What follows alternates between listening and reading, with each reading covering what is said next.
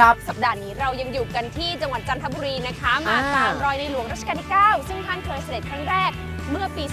2524 และหลังจากนั้นเป็นต้นมาเนี่ยมีการพัฒนามีโครงการมีสะพานขึ้นมามากมายถูกต้องและสะพานที่อยู่ด้านหลังเรา2คนตอนนี้นะครับคุณผู้ชมมีชื่อว่าสะพานเฉลิมพระเกียรติมีชื่อเล่นด้วยกำลังจะบอกอยู่เหมือนกันชื่อเล่นว่าอะไรครับสะพานปากน้ำแขมหนูค่ะโอ้โหมีความสำคัญยังไงครับคุณพี่สะพานแห่งนี้โอ้จะบอกเลยนะคะคุณผู้ชมคุณบอลคะสะพานเฉลิมพระเกียรติหรือว่าสะพานปากน้ำแขมหนูนี่นะคะ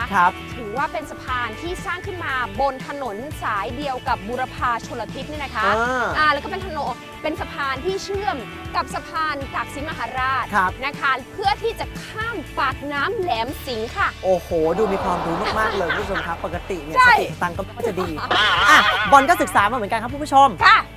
เมื่อก่อนที่บริเวณนี้ไม่ค่อยมีใครอยู่ทำไมล่ะเพราะว่ายังไม่ค่อยเจริญไกลเมืองนะครับไกลเมืองมากๆไม่เจริญเหมือนทุกวันนี้แต่ไม่อยากจะเชื่อนะครับว่าทุกวันนี้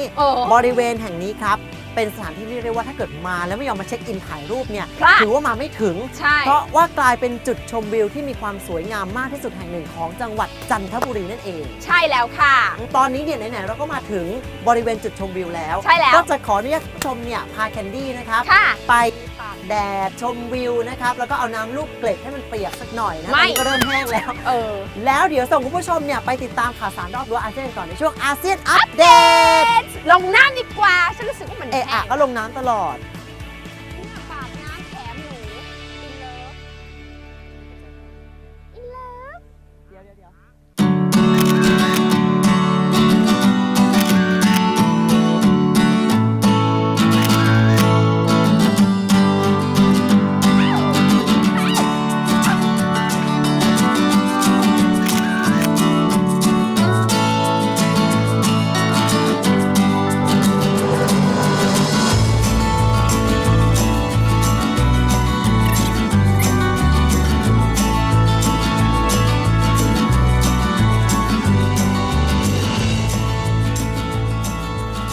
กลับมาแล้วครับตอนนี้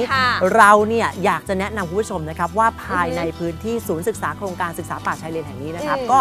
มีทั้งโครงการต่างๆมากมายไม่ว่าจะเป็นเรื่องการโครงการเกี่ยวกับป่าไม้โครงการเกี่ยวกับประมงไปถึงโครงการเกี่ยวกับเกษตรซึ่งก็อยู่ในพื้นที่ศึกษาโครงการพัฒนาอ่าวคุ้งกระเบนนี่แหละครับแคนดี้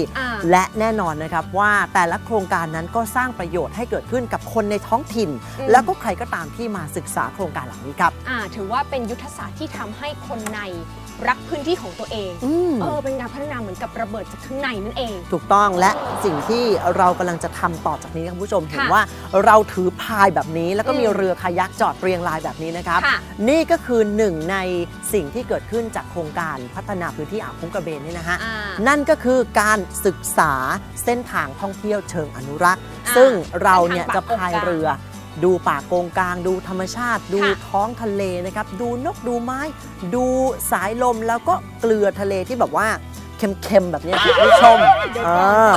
ส่วนช่วงนี้บอลกับแคนดี้ขอตัวไปเปลี่ยนเสื้อผ้าพายเรือคายักกันก่อนนะครับทำไมต้องเปลี่ยนเสื้อผ้าไม่ต้องเปลี่ยนได้ไหมอะคือความจริงแคนดี้ไม่ต้องเปลี่ยนก็ได้เพราะว่าแคนดี้เนี่ยไม่ได้ขึ้นเรืออยู่แล้วใช่เพราะแคนดี้จะว่ายน้ำไปคือระหว่างว่ายน้ำศึกษาธรรมชาติเนี่ยแคนดี้ก็จะกินหญ้าทะเลไปด้วยแต่มันมีเรือตั้งหลายลำนะแต่เรามีตังค์เช่าแค่ลำเดียวอ้าวเหรอใช่เราจนโปรดิวเซอร์ทำไมเราไม่ลำเดียวก้มเย็น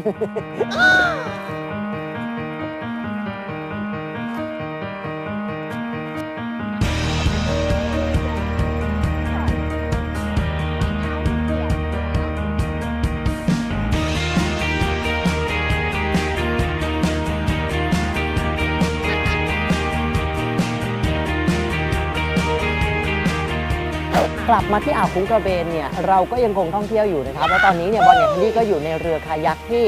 จะพายสำรวจเส้นทางธรรมชาติบริเวณอ่าวคุ้งกระเบนแห่งนี้นะครับคุณผู้ชมมองไปฮะด้านซ้ายมือของเรา2คนคืออ่าวคุ้งกระเบนครับที่มีลักษณะพิเศษคือจะมีทางออกทะเลแค่ทางเดียวใช่ไหมครับแคนดี้ตรงนั้นไงมันเหมือนห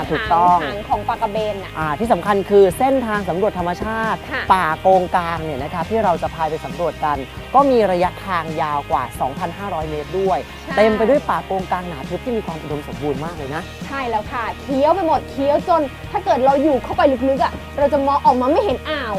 ถูกต้องเดี๋ยวตอนนี้เนี่ยเดี๋ยวเราขอตัวนะครับไปพายเรือสำรวจเส้นทางธรรมชาติ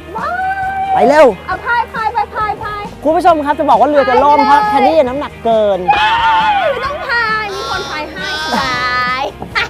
เธอควรจะลงไปในน้ำนะแล้วลากเรือฉัน Oh whatever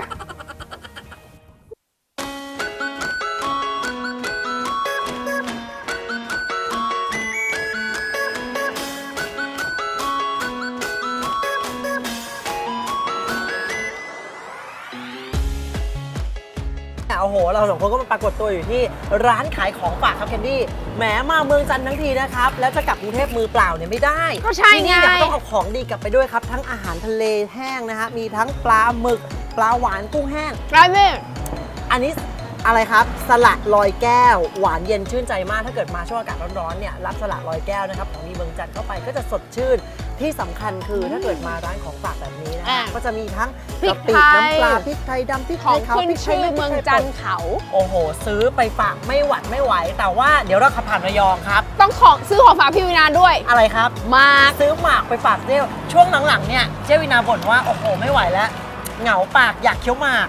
ยิ่งเคี้ยวยิ่งมัน เพราะนั้นอย่าลืมซื้อหมากไปฝากเจวินานะคุณผู้ชมครับนี่เป็นช่วงสุดท้ายของรายการแล้วเสียดายมากๆเพราะว่าหมดเวลาลงแล้วนะครับวันนี้บอลกับแคนดี้ขอขอบพระคุณสำหรับการติดตามนะครับลาไปก่อนสวัสดีครับนี่ยังไม่ทันจะปิดรายการเลยหมดแก้วแล้ว เอาอีกได้ปะ ไม่ได้ เอาอีกได้ไหม เหมามาแล้วนี่ไม่ให้ซื้อแล้วบอล อ ซื้ ร่อยจังเลยอ่ะ อืม